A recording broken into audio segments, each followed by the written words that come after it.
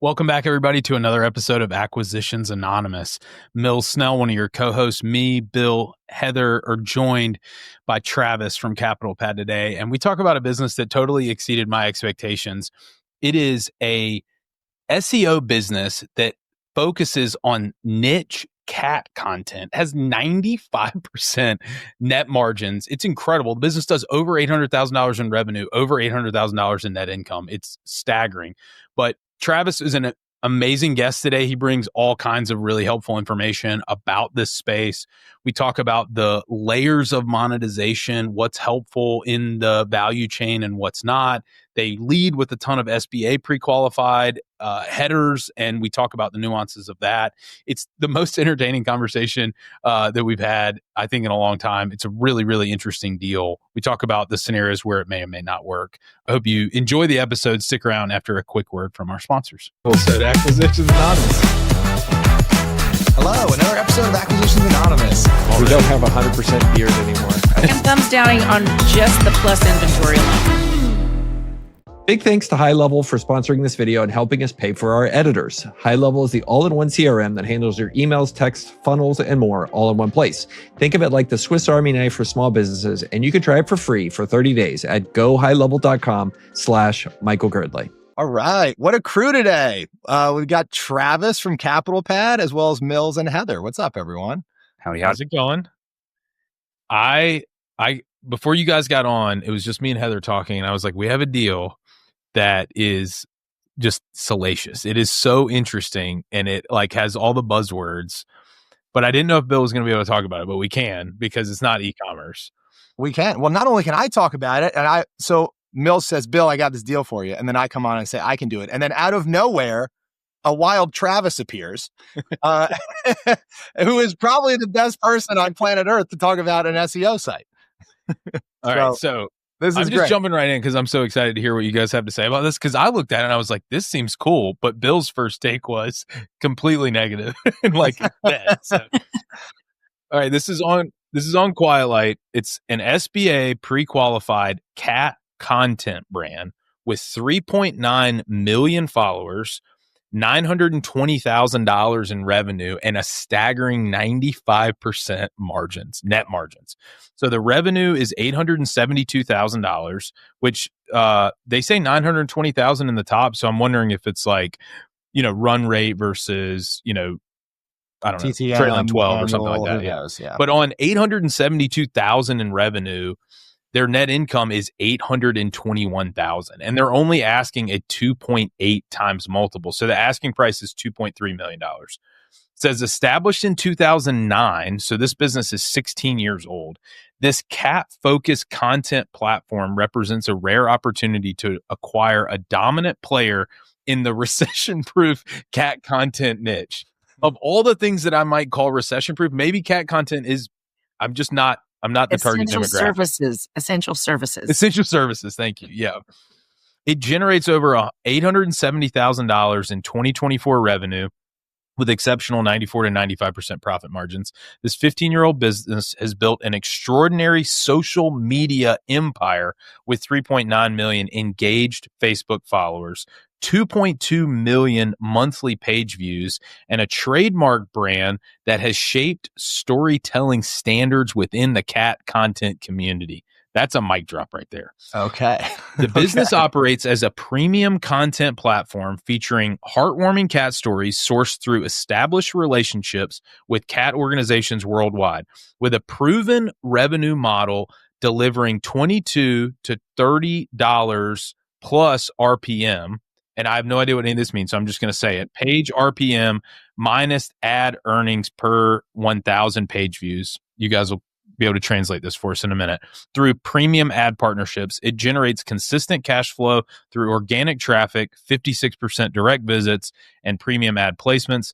The simple cost structure of approximately $50,000 annually demonstrates organic growth efficiency that has never required marketing spend.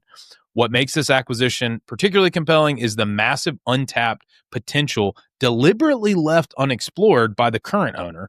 Operating as a lifestyle business with just 30 hours weekly commitment, the owner chose not to pursue video content monetization, affiliate marketing, brand partnerships, or expansion of an organically grown 15,000 subscriber newsletter with over 29% open rates. These represent immediate revenue opportunities competitors successfully execute.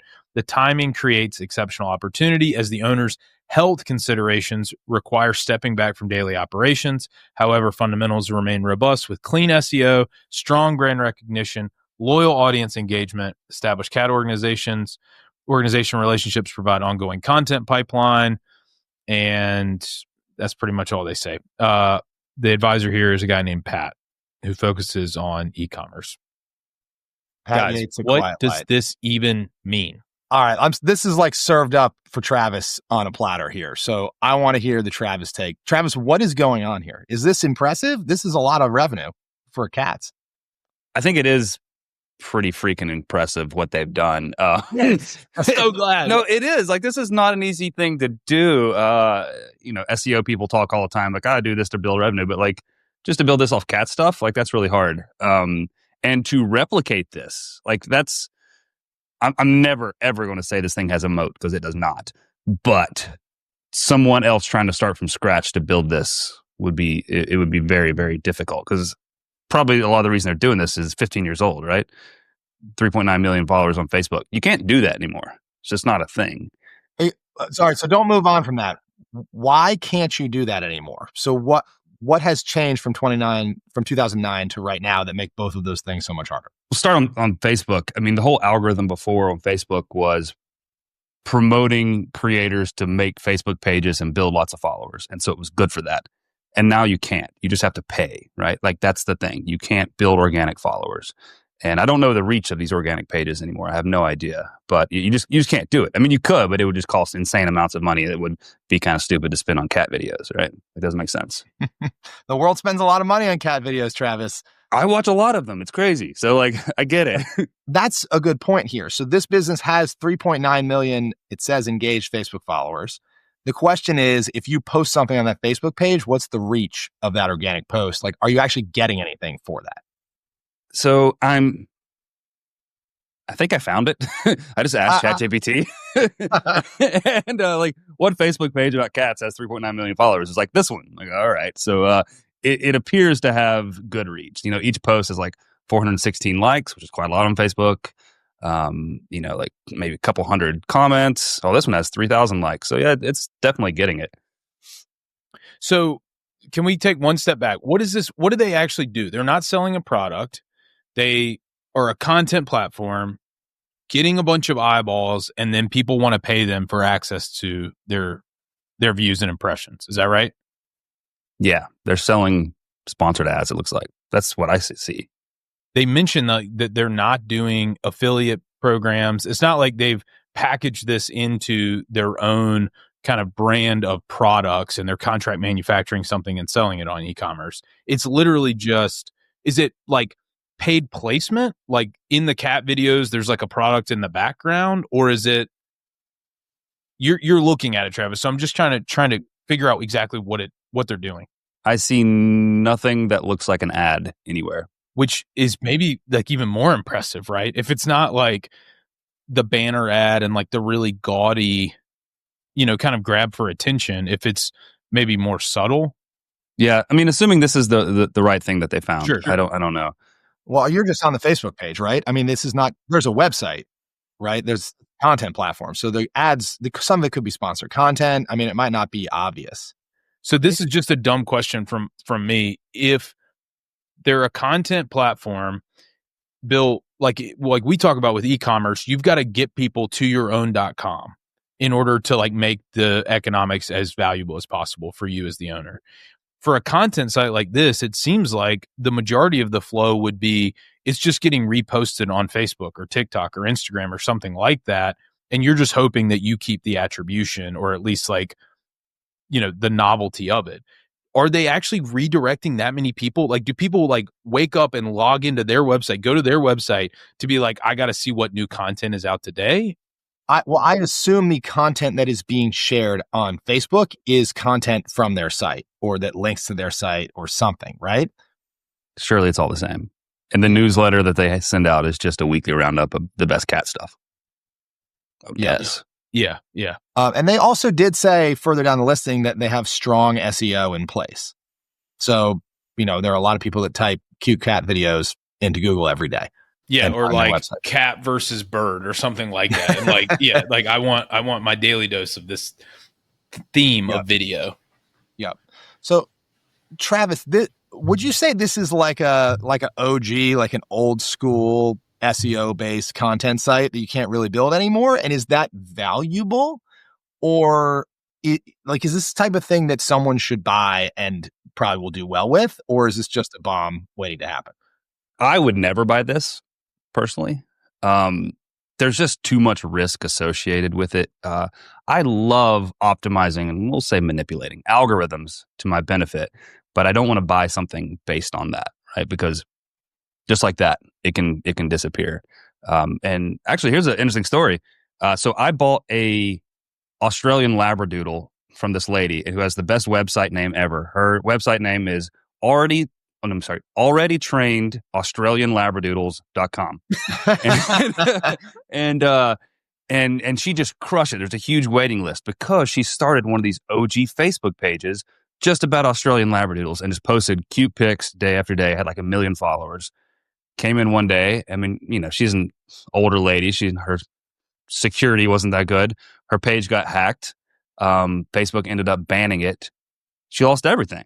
Like that was her lead stream, right? Is people finding this and just like putting it in demand. And, now she's sold like 20% of what she once did. So there's a lot of risk for something with just like one platform, especially like built so much on just like a Facebook page. Well, that they don't say anything about TikTok. They don't say anything about Instagram. They don't say anything about AI, right? Like there's the things that they're not saying, I feel like are almost as important as what they're saying. I agree with you. And I do think there's probably a ton of low hanging fruit here. It sounds like they're spending $50K a year on this. There's not a lot of like third party effort going to it. It's probably more like the founder, I would assume, right? Not doing videos. They don't have their own e-commerce site. Why are they not selling cat furniture? Or t-shirts or hats. T-shirts, great one, Yeah. right? Yeah. I mean, collars, like you should just be selling generic cat stuff. Like you have these many eyeballs, just be selling stuff. Yeah. Bill, you gonna buy it? So no, I don't want to buy it. But like Travis, I agree with you. If this goes well, it's great, right? I mean, it sounds like it is basically under optimized. Like if in the optimistic version of the world, right, you could crush it with this acquisition, right? In a world where this doesn't go to zero overnight, which is totally possible, right? But if that doesn't happen, it's SBA pre-qualified, Heather. So you're putting down, I don't know, $500K on this thing. You're going to make $800K the first year. You can probably double it, by monetizing it, via e-commerce, by going to all the other platforms, trying to diversify off Facebook, et cetera, et cetera, et cetera. And now you're probably throwing off north of $1 million a year on a $500K equity investment. And it's amazing until the Facebook page gets hacked, the algorithm changes. We haven't even gotten to the AI risk kind of thing like this. If you don't roll 7, right? If you can roll for long enough without rolling 7 on this thing, you could do great. And the lender might figure that out, Bill. So, on one hand, they're going to go, oh, yeah, this is easy. Maybe someone comes in with some experience and says they can do this. But eventually, in a loan underwriting process, someone's going to start asking the question of the, platform risk and the dependency and what happens. And I think it is actually tough to finance because of what you just said, because you have to roll 7s and lenders don't like that. Yeah. They don't want to go bust. I wonder how much the reach is down since Facebook kind of changed their algorithm. Before it was Facebook page, you post on it, everybody sees it. Now it's more pay to play. There's obviously still getting some organic reach, but Facebook really wants you to sponsor posts to get those eyeballs. And so this is an example of any business is this way, but you see it really here. You can't just, like any random searcher, you can't just come in and buy this business without realizing that you got to get really smart on the history of manipulating the Facebook algorithm, right? Like, because in order to win this business, in order to get where it is now, it didn't just post cute cat stuff, kind of randomly. Like they did a lot of things right. they gave the algorithm what it wanted in 2010 and then again in 2011. And that was different in 2012 and it was different in 2013. So they were posting the things that the algorithm liked and they were doing all of the tactics that led to Facebook growth in each of the years, and those changed it. And that's what you are signing up for, is to stay on top of what works for growing a site and a Facebook page for the next 10 years. So you can get a return on your investment. And you are also, in order to do that, you need to understand what happened over the last 10 and whether those things were positive or negative for this page and this site's reach. And to your point, Travis, is reach declining? Why is it declining? Is it because the algorithm changed? Is it because they started posting differently? Is it because someone else is posting better and there's a new competitor that's formidable with cuter cat videos or more viral cat video? Like, who knows? But you got to understand these things before you can't just look at the P&L and come in and buy this business. Bill, I have a recurring message I send out I think you might agree with. So basically once a month on Search Funder, somebody posts about wanting to buy an FBA business, e-com FBA. And about once a month, I have to come in and say, this is probably not a good idea for you because you need such deep niche expertise in this. It's not, if you find a porta potty business that you're going to buy, right? You don't know how that works, but you can figure it out. But for things like e-commerce and things like this business we're looking at here, you need a long history of understanding how to really optimize these algorithms and how to play these different games to get your products and the eyeballs in front of stuff. And it's just not as simple as buying and owning the business, right? You have to have this historical context. You have to have this deep industry knowledge. And I tell these guys all the time, just go work for somebody for a year in this space. Like, you need to really understand it before you buy it. You can't just hire out that talent. You have to really know it as the owner, I think. I think so too. And I've seen people buy digital businesses of, this is an SEO business, there's e-commerce business, there's all kinds of digital businesses or Amazon businesses, and they buy it and 9 months later, it starts declining and they have no idea why. If you buy a porta potty business and it starts declining, we're not answering the phone. We're not going around to empty the porta potties as frequently. There's only so many things it can be. Online, it can be a total black box. It could be all the things I listed before, new competitors, algorithm changes, all sorts of stuff, all sorts of things. And you have to go in there. And by the way, this happens, I should say, to every digital business. And the difference because it's such a competitive marketplace, it happens to every digital business all the time.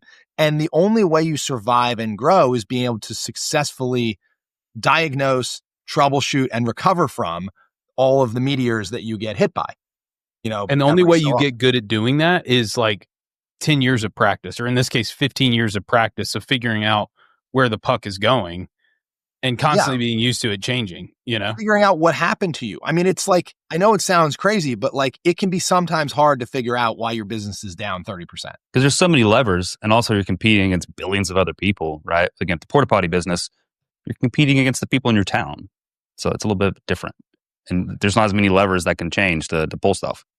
So this is obviously a great business. It's making $800,000+ a year at 95% margin, and it's relatively under optimized. Someone could buy this and do really great, but you could also buy this and get creamed overnight. So I think you need some sort of risk sharing structure here, over a number of years in order to avoid losing your shirt. But the seller it's an illness, is what I believe it said. So I think, to your point, yes, that's the way to cover the risk, but you need to know more about the illness and how available the seller is going to be long term to teach you what you need to know. That's a good point. Okay, well, but maybe that just changes the buyer profile.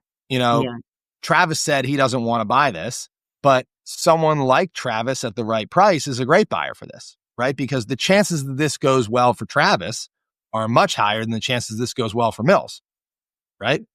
Because Travis knows what's going on. 100% of the time, I promise you, Travis is he's gonna out pedal me on this thing.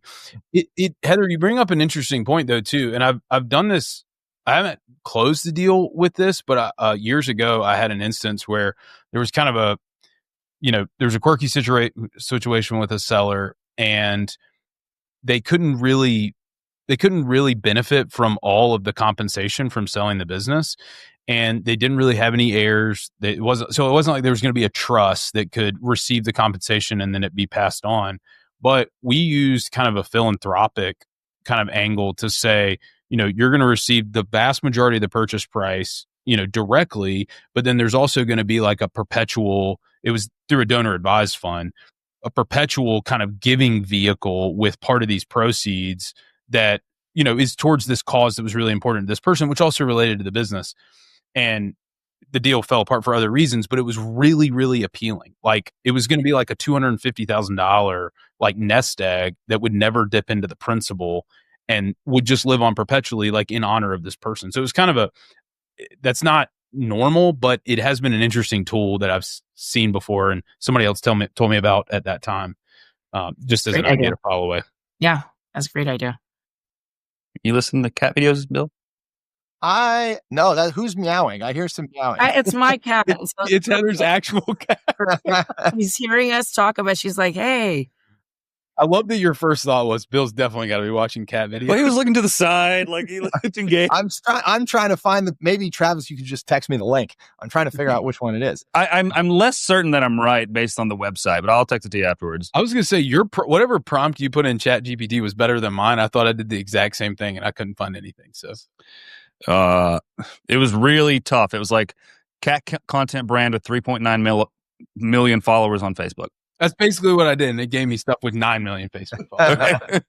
All right, well, let's talk about in all honesty, Heather hit on it, but the SBA side of this. Is there a scenario where a lender gets comfortable? I mean, does the person have to be a cat expert? Probably not. Do they have to be an SEO expert?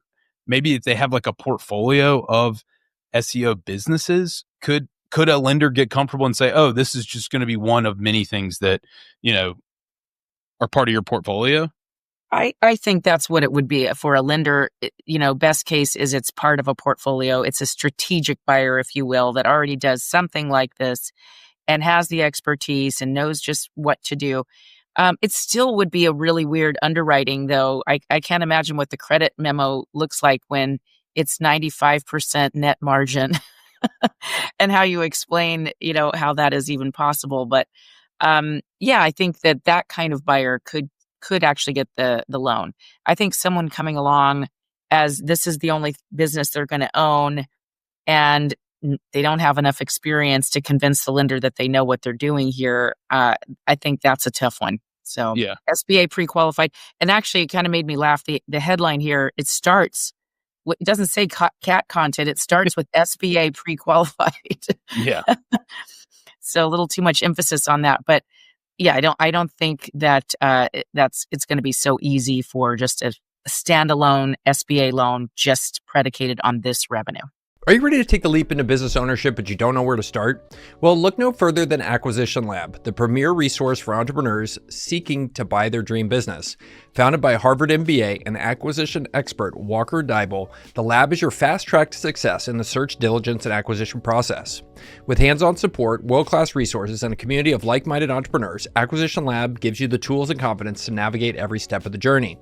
And we're proud to call Walker and Chelsea, the lab's director, longtime friends of the podcast. They're passionate about helping entrepreneurs like you take the next big step.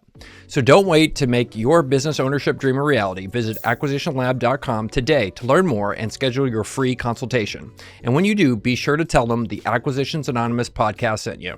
One thing we haven't talked about is, I wonder about these relationships with cat organizations worldwide. So, if this person was just generating content from their own cat, even if it was a famous cat, it's a very limited pool. You're going to get bored. People are going to get bored. Your cat could die.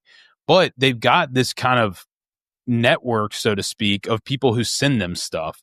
And they say heartwarming. So I don't think it's all just the funny cat videos. It might be, this cat saved my life when I was, on the verge of, despair. I mean, all that to say, you've got all these people who are sending stuff. It's all inbound is what it seems like. That is actually maybe a little bit valuable.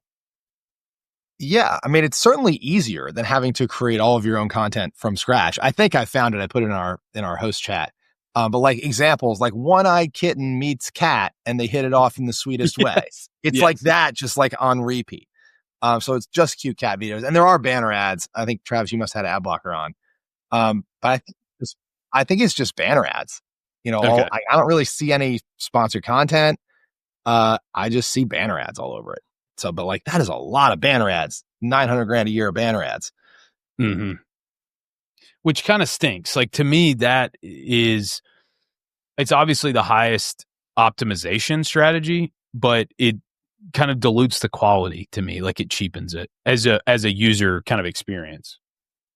But there's just, I mean, yes, Mills, but there's just so much you can do with it. I mean, 2.2 million monthly page views. Like if the Facebook followers are really that engaged, like actually pointing that traffic at something that is much more monetized. Like banner ads are the worst way to monetize. Yeah. And like it's the lowest quality way to monetize. So like Is there even just like affiliate is probably better. If you're a $20 million cat brand, you should buy this. There you go. Yes. So are they every fourth post is plugging your stuff on Amazon. Absolutely. Well, it doesn't even seem like they're plugging anybody else's stuff on Amazon, right? Like so many folks who have even like a tenth of this much content are direct linking to Amazon and they're monetizing that. I don't see any of that happening here. No, and that's what I mean by affiliate. So like, yeah. You know, like the tiering of online business models, like banner ads is like the lowest quality monetization. And then you can go up from there and be affiliate, which means you're going to get paid X% of revenue if you send traffic. And that is so easy to do as an Amazon affiliate. I mean, you don't even need any prior permission.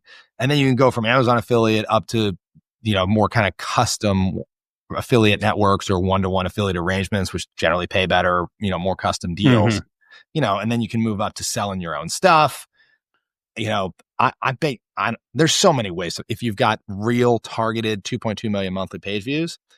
So like, again, if you are good at this and you buy this, you could crush it here. Because they're not doing any of the like, you know, top 5 cat carriers from 2025. Like, bingo. You could just crush it, I would think. Yeah. Yeah. Free advice to this this seller. Sorry for your health condition, but we're really excited about your growth opportunities. Well, so someone's going to buy this and do all these things and crush it or lose all their money in 9 months. Right? Or right. I think the other thing is this business could just wither on the vine. You know, it could just not get sold and the opportunity kind of passes by and then this business really just goes away. I bought a business many years ago that was it was like an SEO, like mommy blogger recipe site type thing. Not a great business to buy, but I bought it and then I just didn't do anything with it for like 3 years, which is really dumb because I own an SEO agency and I just kind of ignored it. And 3 years later, it had like declined by about half, but still like managed to basically pay for the acquisition costs, and just ignoring it kind of made it just still live and like have value. Like you could see that too. I mean, it's not like it's going to just suddenly disappear as long as somebody's posting the stuff. Yeah. Yeah. And I'm going to assume that $50,000 a year is probably, you know, 2 or 3 VAs who are handling all of this. You know, managing the inbox with the cute stories from the shelters and repackaging them into posts and clicking post. Is there a price that you would pay for this? Oh yeah. I mean, well, there's a price for everything, right? I just don't know that it's like when you pay 3x for a business, you need to not blow up for 3 years to get your money back, right? And 3 years is forever in e-commerce algorithm, in internet algorithm land, like forever. That is ChatGPT wasn't a thing 3 years ago. Exactly. So like, what is the ChatGPT earthquake that's going to happen in 2028, you know, before you've gotten your money back?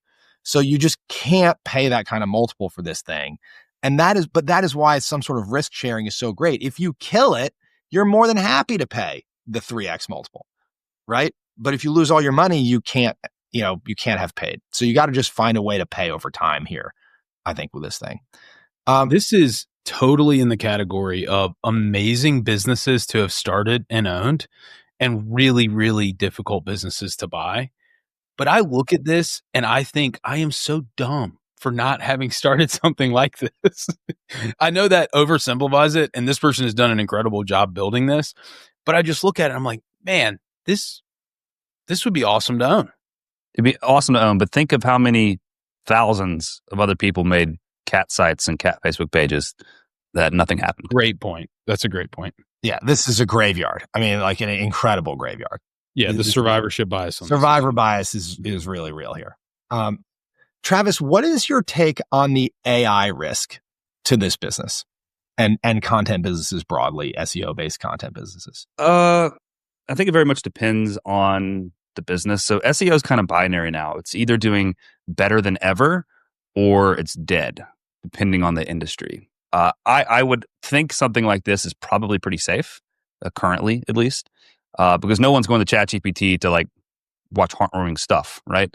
They're just being fed this by algorithms. I don't know how the SEO play is working here, but at least the Facebook thing of just like algorithms, you're just streaming. They even said on, I think it was Meta released that probably like only 15% of like Instagram and Facebook time now is used experiencing content from your network. The rest of it is just flows from, funny videos and stuff like that.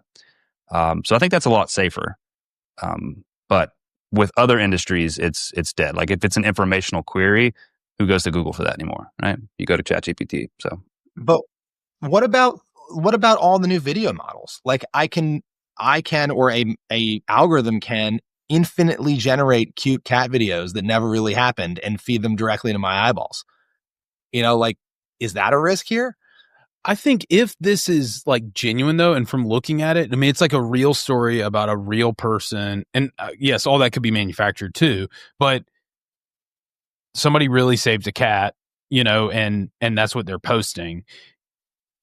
Does the potency of real stories like become more effective in a more AI driven world? I mean, Mills, I think that is one of the biggest questions in the world right now. Yeah. Is will reality matter or not? Yeah. One of my favorite accounts online is the Dodo, which just shares like really sweet animal videos, like animals being saved and happy endings and stuff like that. I would never go to ChatGPT and just like make a bunch of those to like manipulate my own brainwaves. But I love seeing it when it pops on my feed somewhere. So I could see it like that. Oh, you wouldn't, but could you easily see 10,000 competitors to the Dodo popping up? You know what I mean? And that all generating infinity. I mean, you could imagine an AI agent that spun up a new Dodo every 10 minutes with 14,000 hours all on each one of cute cat videos. Like, are we just going to be totally drowned in content? And they're all going to be a little different. This one's going to be tabby cats. This one's going to be black cats. This one's going to be one-eyed cats. And they're all going to appeal to each little individual audience. And it's going to be like crack for those 10,000 people, right? And the Dodo is toast. Isn't Pinterest now something like 95% AI photos? Yikes. Really? And something like that. And you could easily see the same thing happening to video when the price of the compute just drops to zero. So I can see it. Interesting thought. Yeah. I mean, that's just, it just scares me. Like the AI stuff on a pure content business, it's easy to imagine the AI effect on text content now, but like if you have played with the new video models or seen some of this, I mean, it's early and it still uses a lot of compute, but they're convincing. And they're getting better monthly. It's the worst right now it'll ever be again. That's right. So all the more reason, like amazing business to own, you need a risk sharing deal here. Because to pay 3x up front and just hope the world doesn't change for 3 years, even if AI wasn't a thing, hoping that the SEO and e-com worlds don't change in 3 years is an eternity. Now layer on all the AI, all the video models, everything. There's just a lot is going to change in this industry in 3 years, and it feels like a lot of risk to me. Okay, so instead of thumbs up, thumbs down today, would you pay $1 million for this business? I would put $500,000 to $800,000 in equity and have the seller carry the rest on a contingent note. I would do that. Look at Heather. You're a shark, Heather. Yeah. So I love that. I think that's a great approach. I would pay $1 million for this. Yes. Right now. Yeah, Seller, if you're listening, hit me up. If someone wants to operate this but doesn't have $1 million, Travis will give you $1 million. So, I mean, like that completely reframes it, right? Because we're like, I don't know, it might not but there is a number, there is a structure where you go, okay, I'm risk shared enough, I'm hedged enough where even if a million outside factors come in and just nuke this business, there's probably some tail of benefit stream that you could get from it. And you just want to get like made whole as fast as possible. And that's kind of your, you know, your opportunity cost on it. Yeah. My deal would be 1x. So $821,000 and a 50-50 rev share until you have made your asking price after that. Nice. Yeah. Cause you can do it off revenue because the margins are so high. That's right. Yeah. And if you crush it and you do 1.5 million next year, then they're getting it back that much faster and everybody's happy. And it's like, hey, you're guaranteed, as long as this is operating, you're guaranteed to get to your ceiling, even if it takes a long time. Even if it takes 10 years, right? Yeah. Or it goes to zero and we're both screwed. But we shared the risk. But I'm not getting rich and you're holding the bag. That's right. From the seller's perspective, if we remove the health risk, obviously they're being forced to sell. But if that wasn't the case, I don't know I would sell this business. I would be more inclined to try and outsource it a little bit more. I assume the seller is doing a lot here. Even with the expectation that maybe it declines, even 50%, it's still going to end up a better deal for you over the long term to just hold this because you can't sell it for that much because of the risk. Great business to own though. Yeah. Health risk aside, you're right. I mean, you just own this, just run it out. I mean, it's a wonderful business to own. And it sounds like it's already super delegated. I mean, maybe add another $50,000 of cost, bring some more people in and try to listen to this podcast, try to climb the monetization ladder up, affiliate, things like that. That model is not hard. 5 best cat carriers of 2025. You can hammer that stuff out easy peasy, probably double the business again. And then if you shut it down in 2 years, you still probably did better. Yeah. Hire an affiliate marketer. Easy. Just bring it in. Don't try to learn it yourself. Just know someone who's already doing it. Plug them in. Done. Yeah. Yeah. There's a lot to like about this. It's just really hard to buy with personally guaranteed debt. I'm going to sign the NDA now when we log off. All right. Love it. And then we'll put it on Capital Pad and everybody can be like, Travis, why are you bringing us this crazy? I don't know. It just seemed like a good deal. I don't own it or anything. Like, I promised I would pay $1 million for it. So here we are. All right, everybody. Thanks for tuning in and putting up with our shenanigans. This was highly entertaining and it was even better. I came in with high expectations. It was even better than my expectations. So thanks, everybody. And if you're interested in more businesses that we've discussed, you can go to acquanon.com and there's a whole treasure trove of different e-commerce, brick and mortar businesses, you name it, you can search for it on there. Thanks so much.